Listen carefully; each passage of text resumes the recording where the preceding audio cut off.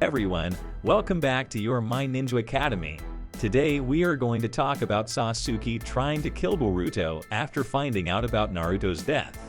If you would like to see more about Naruto in our channel, please leave your thumbs up and subscribe to join our Ninja Academy. And ninjas, before we continue with the video, I ask that you already subscribe to our channel, that way you will join our ninja village and get to master your favorite ninja technique and become a great jounin. It would also help our ninja village a lot if you left your thumbs up on today's video, so together we can beat any opponent while we're on the journey to becoming Hokage. Now let's continue with today's video. With Boruto Chapter 78, titled Super Idiot, finally brings the series closer to the time skip, as fans see Boruto with the scar over his right eye that was shown earlier in the series. This chapter focuses on the many key points that clear up much of the confusion from the previous chapter.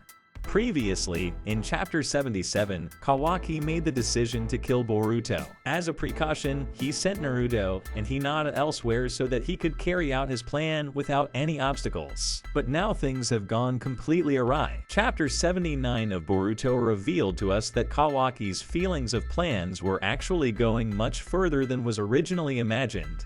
And the big turn of events brought us grand plot twists that may lead Boruto down a path of loneliness and pain. Let's talk a bit about Chapter 78, followed by 79, and what the continuation of that trail to our longed-for-time skip might look like. Chapter 78 of Boruto came out recently and was easily one of the most intense chapters that fans have received in the story so far in quite some time. The current arc sees the manga grow towards the confrontation that was first shown to fans in the prologue of the story. Boruto and Kawaki played a huge role in this chapter, and as expected, they faced off in what was a shocking event, to say the least. Chapter 78 of Boruto developed strongly towards the next time skip that fans know will happen. All the major events in the story that have gripped fans over the years were touched on a bit in this chapter, and that is one of the many reasons why this month's chapter of Boruto was amazing. For most of the story, characters like Sarada and Mitsuki were left out by the writers. This is due to the fact that Boruto and Kawaki have become the main focus of the story, especially since the latter was introduced and the Otsutsuki threat was focused on more than usual. While Boruto Chapter 78 didn't solve this problem in its entirety, it did give Sarada a bit of focus when she discovered that Boruto had already died once after his confrontation with Kawaki. Sarada was kept in the dark about this until now. However, now that she realized this, she pursued Kawaki to help Boruto Uzumaki. This is a great moment for Sarada, as it gives her the motivation she needs to become more involved in the plot and play a significant role in the future of the story. In Chapter 78 of Boruto, she went on to help Boruto in combat, despite being warned of his death. Sarada has been on the sidelines for a long time, and it was a breath of fresh air for her character to receive the attention she deserves. After the confrontation ended, Sarada was given the motivation she needed to get stronger. Fans already know that a time skip is coming in Boruto, and for her, this will be a great time to hone her skills. Fortunately, Boruto Chapter 78 was great at setting this up for her character. Boruto vs Kawaki was the main focus of Boruto Chapter 78, and it was certainly amazing in every way. While fans were ideally expecting an action-packed chapter, the fight was short-lived. That being said, it was incredible as it did more than enough to move the plot forward. The two faced off over the Hokage's faces, which has great significance for both of them, as has already been made clear. The two exchanged blows, and while that was the best fight fans saw in the chapter, it was what followed that surprised everyone. Sarada, who had already made her way to the scene, arrived and decided to join the battle. However, she was unaware of the threat that Kawaki carried. Not hesitating to attack her, it was Boruto who got in the way and stopped him, preventing her death in the process. That said, this cost Boruto Uzumaki himself dearly, as he ended up losing his right eye. Fans already know that Boruto loses one of his eyes, as was seen in the prologue of the story. Chapter 78 of Boruto explained exactly how this happened. Kawaki ended up being responsible for the loss of Boruto Uzumaki's eye. Surprisingly, Boruto's Jogan showed when this happened, and Momoshiki played a significant role in the plot moving forward. After the loss of Boruto's eye, Boruto Chapter 78 saw the members of Konoha immediately surround Kawaki and restrict his every move. Kawaki was, by all means, finished and could not escape the shinobi of Konoha by any longer. In fact, he even accepted his death at this point. However, in another shocking twist, it was Boruto Uzumaki who ended up helping Kawaki after Momoshiki's awakening. Absorbing Shikamaru's just to shadow paralysis, Boruto cleared the way for Kawaki's escape, who wasted no time in using Sukunahi Konan to escape.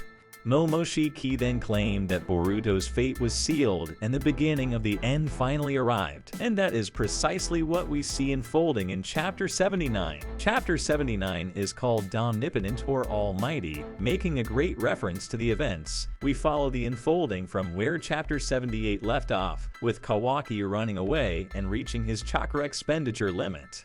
Using her Senrigan, Ada manages to find him and find out how he was doing. Having found him, as we expected, even after his actions that would lead him into confrontation with the Konoha village, Ada says she would stand by Kawaki no matter the circumstances. Meanwhile, Kawaki begins to reflect on his feelings, revealing that he has always wanted to protect Naruto, also mentioning his desires to be in Boruto's place and only see him as an outsider, basically telling us out loud that his love for Naruto was great and the rivalry created with his brother was nothing more than a great envy of his rank. After all, Boruto had a wonderful life, with a present father and friends, as well as incredible abilities. Seeing him like that, Ada seems to awaken a great power to fulfill her beloved's greatest wish. Thus, she uses what is possibly her greatest ability with fascination, causing her to rewrite the memories of everyone around the world.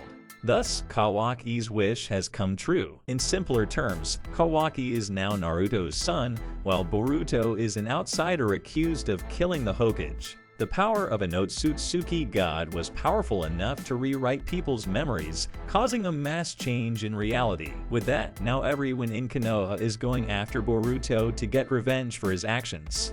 Mitsuki himself, who was behind his friend, transforms to attack him, having his memory changed. However, both Sarada and Sumire were unaffected by Ada's powers for some unknown reason. It is unknown if other characters have not had their minds affected either, such as Sasuke or Naruto himself, but all we know is that at least the two still know the truth. And so, Chapter 79 closes with Momoshiki saying that indeed Boruto is bound to lose everything.